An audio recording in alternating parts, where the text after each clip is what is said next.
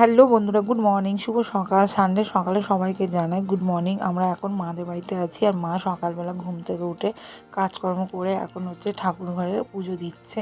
আর ঠাকুরের মুখ দেখেই আজকের আমার ব্লগটা শুরু করছি। আর আজকে সানডে স্পেশাল, একসাথে আমাদের সবার খাওয়া দাওয়া হবে, ওই জন্যে রান্নাবান্নাও একসাথে হবে। মা তাই জন্য তাড়াতাড়ি করে পুজোটা দিয়ে দিল, দিয়ে তারপরে সকালের ব্রেকফাস্ট সবাই একসাথে খাওয়া দাওয়া হবে, হয়ে তারপরে রান্না হবে। আর এই যে তন্নিও ঘুম থেকে উঠে পড়েছে, আর তন্নিকে নিয়ে আমি টুপিটা পরিয়ে দিয়েছি, কারণ প্রচণ্ড ঠান্ডা পড়েছে। আর সকালের ব্রেকফাস্টে ছিল লুচি আর ঘুগনি। কি হয়েছে, খাও। কি খাচ্ছ সকালবেলায় তুমি ব্রেকফাস্টে? কচুরি আর ঘুগনি। কচুরি আর ঘুগনি খাচ্ছ? তুমি দিদির বাড়ি এসছো? হ্যাঁ, স্কুল ছুটি বলে এক্সাম হয়ে গেছে, তাই জন্য দিদুন বাড়ি ঘুরতে এসছো, তাই তো? ঠিক আছে, বন্ধুদেরকে গুড মর্নিং বলে দাও। তারপরে রোদে একটু বসেছিলাম, খুব ঠান্ডা লাগছিলো। ঘুম থেকে উঠে ব্রেকফাস্ট করে তারপরে আমার দাদার মেয়ে বললো, পিসি তোমাকে একটু মেহেন্দি পরিয়ে দেবো, আসো আমার মতন। তারপরে আমি বললাম তাহলে দে মেহেন্দি পরে। এই যে মেহেন্দি পরিয়ে দিয়েছে, কত সুন্দর।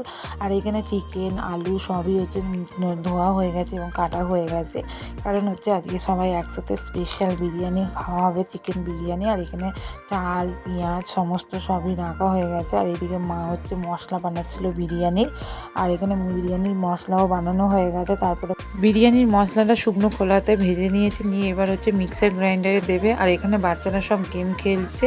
তারপরে কাকি এখানে ম্যারিনেট করছে চিকেনটাকে, আর এই যে কাকি এখানে চিকেনটাকে ম্যারিনেট করে রেখে দেবে কিছুক্ষণ, 8 ঘন্টা মতো।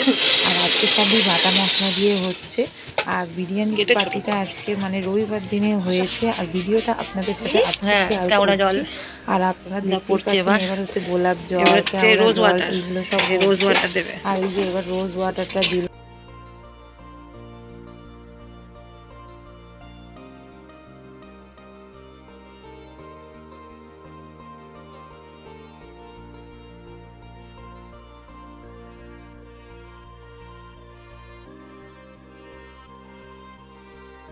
এখানে মাংস চলছে, এই যে এখন চান হয়ে গেছে তোমার। এটা কি হচ্ছে? চিকেন চিকেন চাপ দিচ্ছি। কাকি আজ বানাবে চিকেন বিরিয়ানি। তারপরে বিরিয়ানিটাকে চিকেনটাকে কষেছিল, সেইটা আর ভিডিও করা হয়নি, একদম ভাপে বসাবে এবং লেয়ার করা হয়ে গেছে, সেইটা আপনাদের সাথে শেয়ার করছি। আর আমার মা তো চিকেন খায় না, তাই জন্য কি ভেটকি মাছ, কি খাচ্ছিস তুই?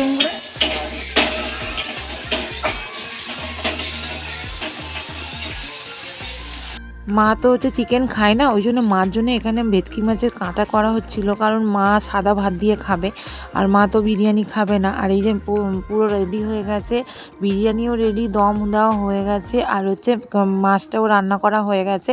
আর এখানে তন্নির পাপা সবাইকে খেতে দিচ্ছিলো, তন্নির পাপাই বললো আজকে আমি খেতে দেবো।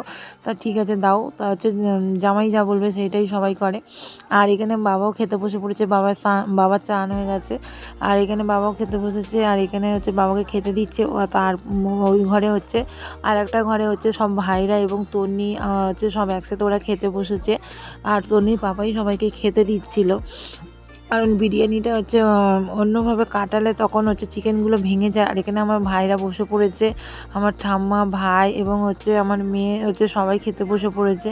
আর ঠাম্মা ঘুমাচ্ছিল, তারপরে ঠাম্মাকে ডেকে ঠাম্মাকে খেতে দিল। আর এখানে মা আর কাকিমা খাচ্ছিল, আর আমার খাওয়া হয়ে গেছে, তখন ভিডিও করা হয়নি। আর তারপরে বিকালবেলা একটু গিয়েছিলাম পরেশনাথের মন্দির, যে গৌরীবাড়ি পরেশনাথের মন্দির, ওখানে অনেক দিন পরে গেলাম এবং খুবই ভালো লাগলো।